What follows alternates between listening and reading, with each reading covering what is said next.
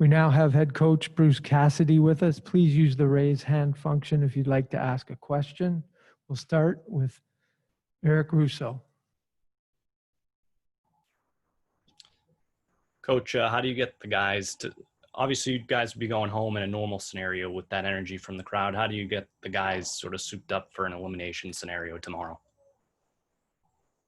Well, we got a veteran group, Eric. They've been through it. We try to, play it one game at a time. Everyone knows what's at stake. We win and we get to advance to the next round. It's not easy to do in this league, and it's always an honor to win a playoff series. So that's our focus right now. Carolina has different plans. They want to continue to play as well. So every game's been hard fought. So we would expect no different tomorrow. But we'll prepare the way we do every game. We'll go through some tendencies of Carolina, any adjustments we feel we need to make. Had a quick skate today, address some of those things, and now it's on to Game 5. Go to Mike Loftus. Hi, Bruce. Patrice and Marshy didn't skate today. I guess that would just be maintenance. And what chances would you put of Pasta playing in tomorrow's game? Better than they were. He skated today, made it through practice, did a few battle drills. So some of that will depend on how he feels in the morning, if there's residual effect, and then we'll make a decision. But, the other day we thought he had an outside chance. Now I'd give it, better than that. So we'll have to make a decision in the morning. 4 o'clock game's tough, Mike. Typical 7, 8, you get to test it out in the morning. So that'll be the challenge for the medical staff. But if we feel he's 100%, no risk of further injury, he'll be in the lineup. I would anticipate Bergie and Marsh will be fine for tomorrow. Go to Fluto Shinzawa. First, with Kasha, how do you see his development on bigger ice influencing his game here, where it looks like he can, he's pretty aware in terms of space and stretching out defenses? Fluto, what do you mean by bigger ice? Like, well, the fact that he grew up playing, the 100-foot wide ice and overseas. Well, I think it's an adjustment for everybody. I think he's been here long enough now to know that you have to get inside to get the really good scoring chances. It's teams protect the middle better. They're going to give you the outside ice. And then close you off in a hurry when you get down, certainly towards hash mark goal line, and then, any interior slot areas. So he has no reservations about getting there. So clearly he's made that adjustment over time, or maybe right away for all I know. I don't know his history when he first got here, but as for the time and space, a lot of one-on-one stuff. Again, he's able to do it on the smaller ice here against good mobile defensemen in Carolina. They try to close on you quick. They're good skating decor. So when you can shake him, that's when the opportunities open up, and he's recognized that. So good player for us in the series in terms of that.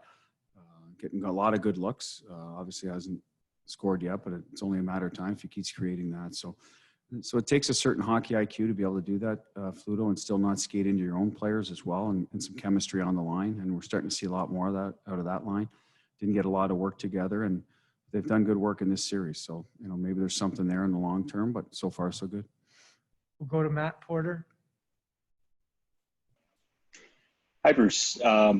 Taking this one away from the series right now and kind of away from the present, but Dale Hawerchuk, obviously a superstar when you were, in the league and when you were playing, and curious your memories of him as a player, and if you ever crossed paths with him as a person.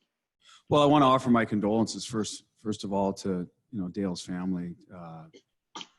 He's great for the game, and a sad day for hockey. Quality person, quality player, and way too young to pass away. But to answer your question, no. When I was in junior, Cornwall came into the Ontario Hockey League. I think Dale had just been drafted to Winnipeg, so he left. Played as I think an 18-year-old back then. So I missed him at the junior level. And we played Cornwall a lot. It's only an hour up the road from Ottawa, but they were in the Quebec League for a while. So Doug Gilmour was a big star then in Cornwall. And then in pro, I wasn't up a lot, and we didn't see Winnipeg a lot in Chicago. We did see Edmonton and Calgary for whatever reason. Got some games against them, so I never had the luxury of him dancing me one-on-one back in the day. But I watched him plenty. Goalie Bob has lots of great stories about Dale, so certainly know of him, but never crossed paths with him. But again, a sad day, and again, our thoughts go out with with Dale's family. We'll go to Evan Marinovsky. Bruce, I'm wondering how you've seen Charlie McAvoy's game develop in this postseason and what you've sort of thought of his play in general. Real solid. Obviously, Charlie's tasked with always playing against good defensive players. He's never going to have a night or offensive players, where he's going to see not one of the top two lines. That's just the way it is for Charlie. At a young age, that's a difficult task. Typically the guys come in, they're puck movers, they get to play power play, get, a few of the lesser challenging assignments. Charlie's never had that, and certainly not, he's getting tough assignments in this series, and will moving forward if we're able to move forward. So that's what I love about his game. More physical, taking more responsibility in terms of trying to change the flow of the game. Big hit last night, puck moving, trying to attack when we're behind, all those different factors he can bring. He's much more involved now in the penalty kill than maybe when he first got here. We've given him more responsibility there. So now all of a sudden he's that all situation guy. The only thing he's really missing is that top power play time, and we have a great guy in Torrey Krug there. So, he does get second, power play minutes, but you see his numbers going up. We talked about this at the start of the playoffs. We need his legs, need his physicality every night. He'd probably be tipping up against 25, 26 minutes, whereas in the year we try to balance it a little better. But this time of the year, some guys are going to see a little more, and he's that guy that has definitely seen it. So kudos to him for handling it. And I think Charlie's a more mature guy. If he has a tough shift, he's able to park it better. I think in the past it bothered him more. Wanted to make amends right away the next shift. He's done a better job of just playing with a more balanced game. That's the growth I've seen him, and not surprisingly, that's what happens after a few years in the league, and you've been through it a few times. Go to Richard Thompson. Hi, Bruce. I was just wondering, how has the power play been able to function without David Pastrnak? And do you feel that they've been playing a little better than the numbers would indicate? I do. I think sometimes I'm only interested in the numbers in the playoff series against Carolina. I haven't concerned myself with the round robin. That's behind us. Obviously, the power play was not clicking very well there at all. Against Carolina, I think we've generated some good looks. The toughest part for us has been gain entry into the zone. They do a good job at the blue line, so we've tried different things. One resulted in a goal the other night by Coyle, playing in behind him. We've tried that a couple times, different ways to do that, whether it's indirect, hard off the board, soft, laying it in there. They've done a good job clogging our outside speed lanes, the guys we rely to carry the puck in. Now, one of those is David, who's not in the lineup, but Kretsch is very good at that. Just in zone, we haven't connected on. We missed an empty net last night. We hit a post, two empty nets probably, Kretsch and Torrey, that typically they're going to force the goalie to make a save. And then I think Kretsch hit a post as well. So a little bit of tough luck on it overall, I think.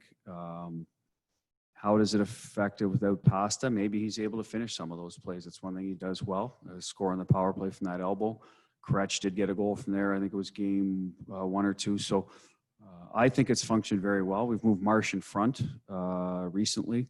We found that a lot of our chances are happening in front of there, and there's no one tougher on the puck than Marsh. So a couple adjustments along the way with Pasta out, but again, functioning well, just not getting the end result, and hopefully that changes game 5. Our last question for the coach will be Mike Loftus. Bruce, I'll take a page out of your book here and say I don't want to get ahead of myself, but Dan Vladar has backed up, in cases where you need a backed up. Is he your guy now? I mean, if you need to use another goalie either tomorrow or in the future. Well, right now he is. I mean, that's just on how the year finished, Mike. Goalie Bob's recommendation, obviously the guys in Providence that see him the most, Mike Dunham, et cetera. So, we watch and practice, obviously, but having guys come down and ripping shots in practice, not always a judgment on how a goalie is going to play in a game. I mean, we play a fairly tight game. For us, it's more about, does he track pucks? Because, we do a good job defending the slot area. So there's a lot of pucks that come from the outside, particularly against Carolina. That's how they play. So how is he in tracking pucks? How is he on controlling his rebounds?